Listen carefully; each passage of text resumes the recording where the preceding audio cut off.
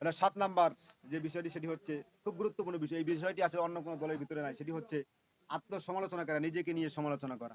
এটি হচ্ছে জামাত ইসলামের একটা অনন্য বৈশিষ্ট্য।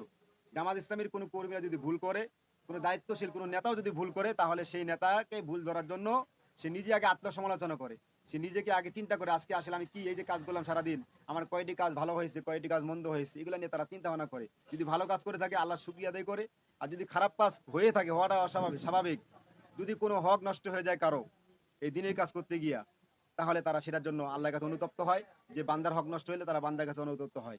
এটি হচ্ছে একটি বিষয়। ৩ নাম্বার আরেকটি বিষয় যেটি হচ্ছে সেটি হচ্ছে তারা আমাদের জামাত ইসলামের মধ্যে একটা মুহাসাবা নামক একটি বিষয় রয়েছে। সেটি হচ্ছে প্রত্যেক প্রোগ্রামের শেষে দায়িত্বশীল সে কর্মীদের সামনে উপস্থাপন করে যে আসলে আমি দায়িত্বশীল হিসাবে আমার দায়িত্ব পালন করার ক্ষেত্রে আমার যদি কোনো ভুল থাকে কিনা, ভুল আছে কিনা, তাহলে আপনি আমার ভুলগুলো তুলে ধরেন, আমাকে শুধরাইয়া দেন। এটি হচ্ছে অনন্য একটি বৈশিষ্ট্য।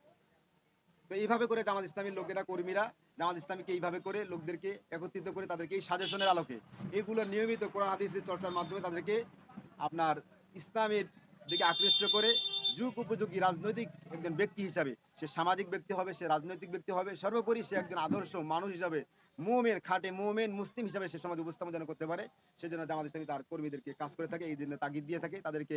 আপনার সে কাজগুলি করা করছে কিনা, এটি হচ্ছে কিনা সেটার জন্য তারা আবার তদারকিও করে থাকে মাস শেষে।